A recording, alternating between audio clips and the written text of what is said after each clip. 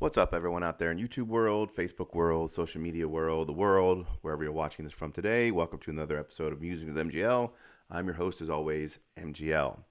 Today's topic is going to be something that is Second Amendment related, but it's also a little bit on the political side, but it is definitely Second Amendment related, and that is what is happening to these big cities. The big cities across America are failing miserably. Last night, there was a riot in Chicago, or they called it a wilding or whatever, where a bunch of teenagers took over downtown, flipped over cars, vandalized stores, looted, et cetera, et cetera, et cetera. And this is a common thing you were seeing across the major cities. It's not just youth out of control, it's crime out of control. All these major cities across America are falling apart.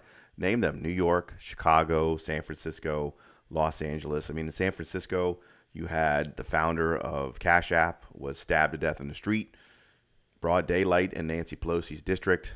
He ran up to a car and asked for help, and they drove off and left him there. You see, obviously, what's happening in New York City, people getting pushed in front of subways, the major crime rate that's going on there. You got Chicago, had the big riot last night. LA, you're seeing all these things. Detroit, we all know, has been on the decline for decades now. So what is happening with these major cities, and why is it important to us? So obviously what's happening with these major cities is they're just falling apart because of the leadership that they mainly have.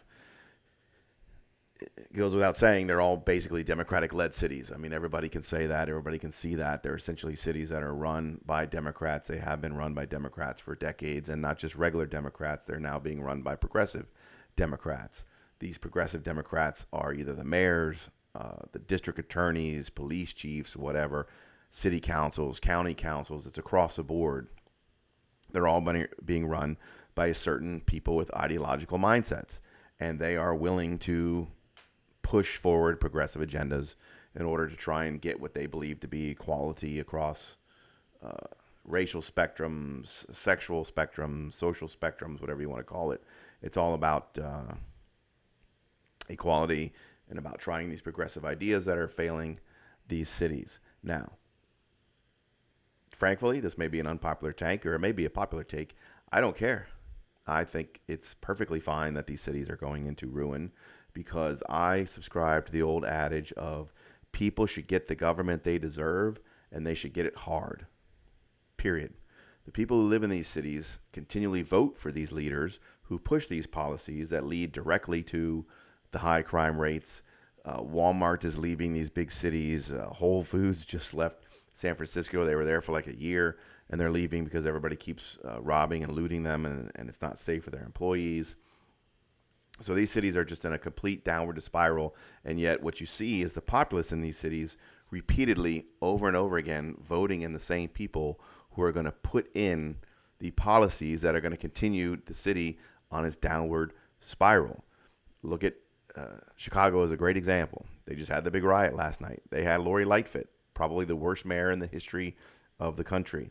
She was supplanted by a mayor who's even more left-wing than she is. So that mayor is going to come in, and immediately he says it's going to be more in the same. In fact, it's actually going to be stronger than more of the same. They're going further to the left, and that person won the election. So the bottom line is these policies are desired by the people who live in these cities.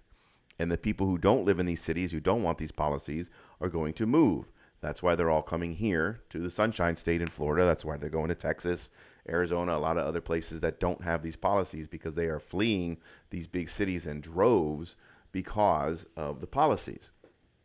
Policies that some of them may have voted for, or they could have been the small percentages left in these cities who don't want these policies, and so they decided to leave. So what you have is the moderate right-leaning people fleeing these cities, leaving only the left-wing people in these cities who are just going to continue to vote over and over again for left-wing leadership, who's going to continue the city down the left-wing spiral. So these cities, in my mind, are unsalvageable. We should, quite frankly, we should quit trying.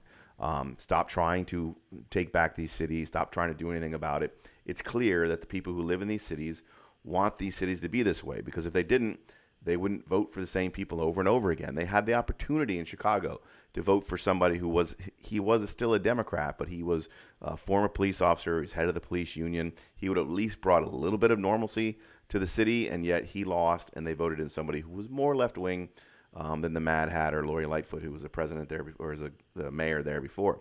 You see what keeps happening in California.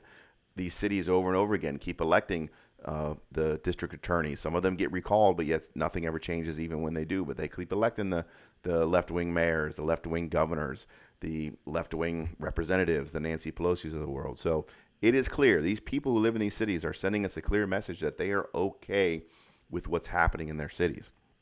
Why is that a Second Amendment issue? Because at the same time, they're voting for these policies that are going to clearly increase crime, they're going to clearly increase poverty, that are going to clearly make the cities worse. At the same time, they're passing anti-Second Amendment laws and taking away the firearms of people who are left there to protect themselves, which is, again, why people are leaving. The same cities that have the high crime rates have the strictest gun laws. You can go across the board. We've talked about this numerous times. Everybody in the gun community knows this. Your Chicagos and your San Franciscos and your Los Angeleses and your New York Cities, they have the strictest gun laws on the planet, and yet their crime rates are going through the roof. And the problem with that is because, again, they're electing these left-wing leaderships who pass these left-wing laws, and at the same time they're making things more dangerous on the street. They're taking away an individual's right to protect themselves. So this is clearly what these people want. So my opinion is we should give them what they want. Stop trying to save these cities. Stop trying to make excuses for them or trying to do things to save these cities. These cities are lost. We should leave them to the people who want to live that way in that city and let them figure it out for themselves.